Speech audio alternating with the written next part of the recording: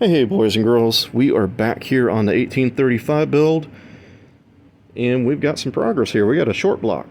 So over the last 2 evenings, the young man has come and I've put him to work. I want him to have his hands in this so he sees what's going on and how much effort it actually is to build it correctly. Or at least are trying our best to make it correct. And he came over and I had him measure the rods and the crank journals for the rods. I had already measured the crank journals. Did a little bit of a video on doing that, but I did not have those rods when I showed that video. That was just to show the basicness of using the dial bore gauge to get that measurement. Anyways, had him use the micrometer, the dial bore gauge, so we could measure all the clearances on the rods. He got that together. I had already did all on the runs for the main bearings and the crank, because it requires putting the case together and taking it apart a couple of times to find out your crush of the bearing, and then to find out your main bearing diameters once the case is all torqued. So anyways, after we got all that done, the other evening, I had him come back this evening, and we were able to put his cam in. We did change the cam, not necessarily because we wanted to, but that's what was available. So originally I wanted the stock cam in this because it has a stock carburetor on it, and he's dead set on keeping the stock carburetor. He wants this thing to be as close as possible as it was brand new. So, you know, other people are, it's amazing, guys. Like, if somebody says, I want a stock motor, everybody automatically says you should put dual Webers on it. You know, and that's not what he wants. He wants a stock motor. We're only building an 1835 because he had already had the thick wall machined heads for the 1835. So we're kind of stuck with that. So anyways, finding a stock cam turned into a problem.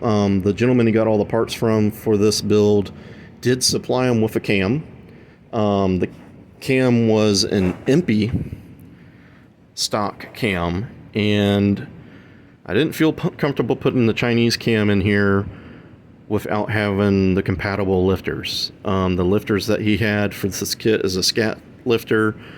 The lifters I have over here, I did have a set, is Brazilian, and I don't think the Chinese and the Brazilians would get along too well.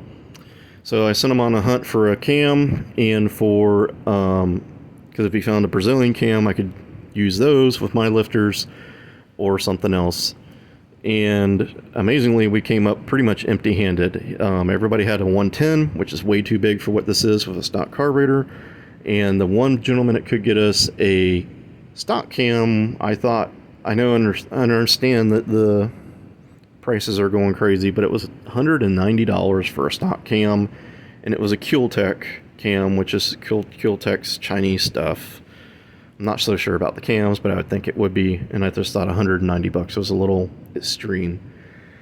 So we ended up with a C25 scat cam, which will work with his lifters, and it is milder than the Engel 110. It's milder than the Engel 100, 2 degrees less duration than the Engel 100, and quite a bit smaller on the lift. I think these are like 360, 370 lift at the valve, the C25s. As where 100 is 420-ish. So this should idle well with his stock carburetor. It will give him a little boost up in the top end, but not much, because he's not going to change the carburetor. So we were able to get the bottom end button together, had him come over and help me do it. So he, like I say, he gets his hands in there, he torqued it all, he helped me put the bearings in, helped me get it all lined up, which took a while because this case is new, it is tight, and if you ever put one of those together, you'll realize it gives you a little trouble putting those things down in there. So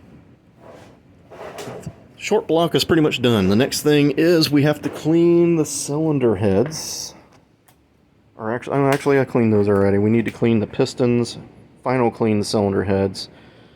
I need to check the ring gap, and I want to lap the cylinder to the heads just to make sure there's no silliness there. Next time he comes over, we'll put the sump on, we'll put his oil pump in, and I'll probably do the flywheel and the end play very last before it leaves the door. That way you can not have to worry about taking it off the stand. But that is about it, boys and girls.